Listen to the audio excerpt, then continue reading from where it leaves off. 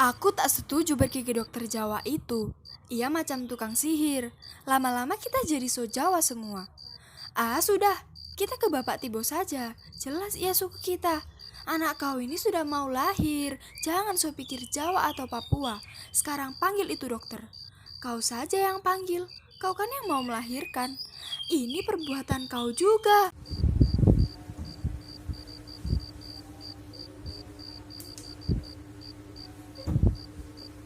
Siapa di sana? Masuk saja. Dini hari seperti ini tak baik berada di luar rumah. Hah? Apa? Kalian melahirkan? Iya, iya. Melahirkan memang tak kenal waktu. Ia bisa datang kapan saja, sama seperti kematian.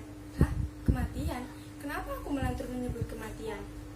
3 tahun aku di sini, puskesmas ini jadi saksi bahwa kematian dan kelahiran itu tak pernah adil. Di sini, hukum keseimbangan itu tidak berlaku. Sebagai seorang Jawa yang mewarisi ajaran harmoni dari para tetua, aku ditampar oleh kenyataan pahit yang berbeda dengan apa yang pernah diajarkan. Setiap kelahiran di sini akan berakhir dengan kematian.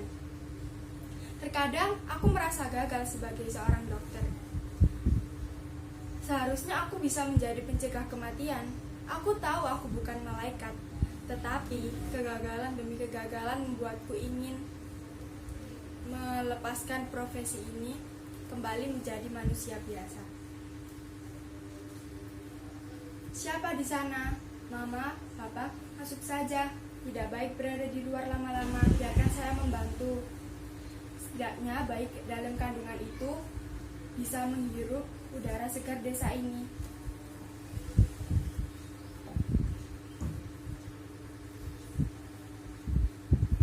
Kau tahu, sejak semingguan lalu sudah ada 61 anak meninggal di desa ini akibat gizi buruk. Presiden sudah menetapkan kasus ini sebagai kasus gizi buruk terburuk sepanjang masa. Kalau aku boleh cerita begini.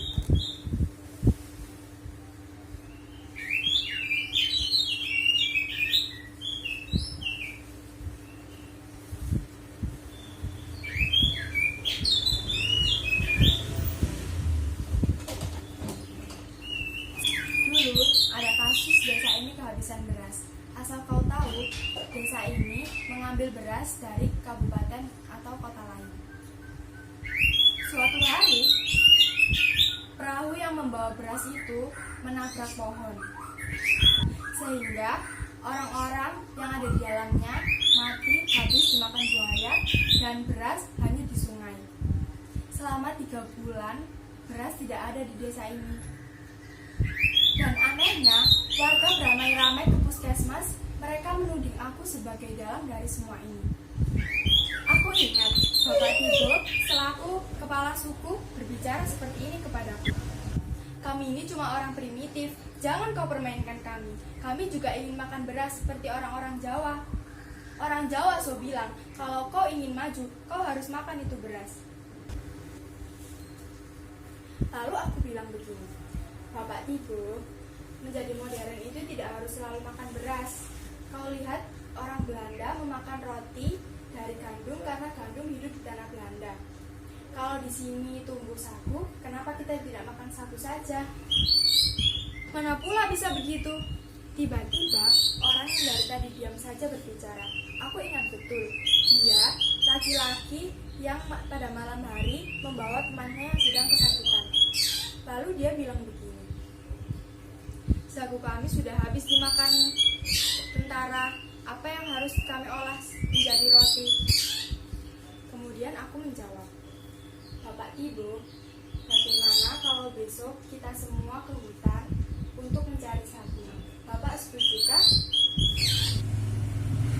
Keesokannya kami memang ke sana, tetapi alangkah kagetnya pohon sagu yang terhampar luas di sana sudah tidak ada. Pohon sagu sudah berganti menjadi lahan sawit yang luas. Sampai suatu hari ada seorang transmigran asal Bali yang datang ke puskesmas ini untuk berobat karena di desanya belum ada puskesmas.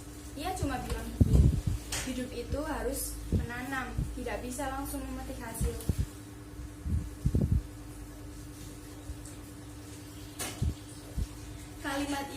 begitu sederhana, tetapi membuatku berpikir sepanjang malam.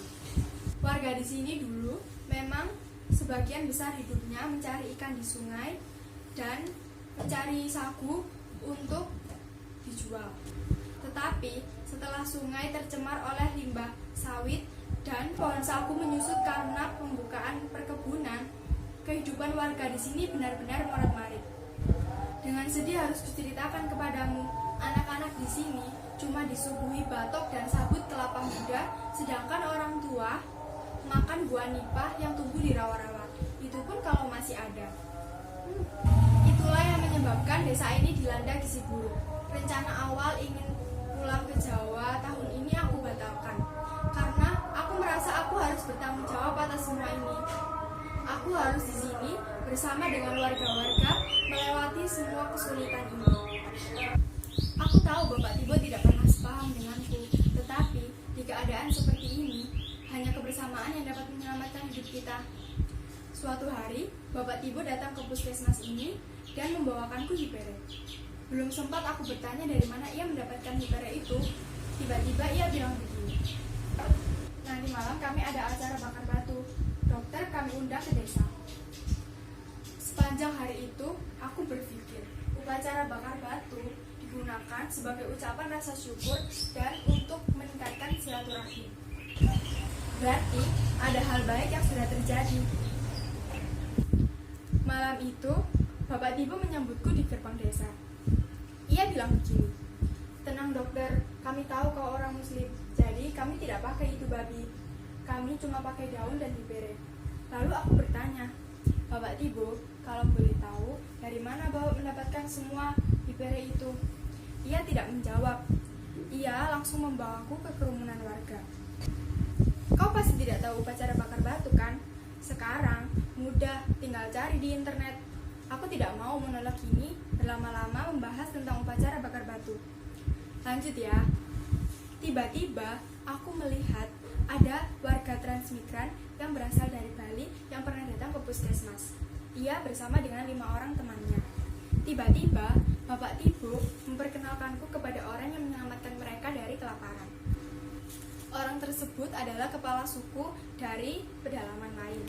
Ia bilang begini, kami semua menanam sagu di tanah Papua ini untuk semua orang Indonesia.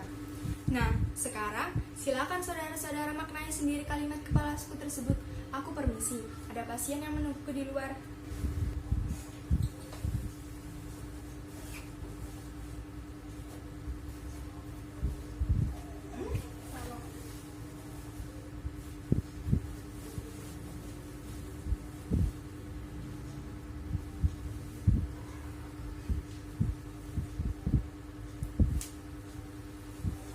Bapak, Mama, masuk saja sini. Tidak perlu takut dengan dokter Jawa. Kita semua bersaudara, toh? Sekian monolog dokter Jawa dari saya. Kurang lebihnya mohon maaf. Wassalamualaikum warahmatullahi wabarakatuh.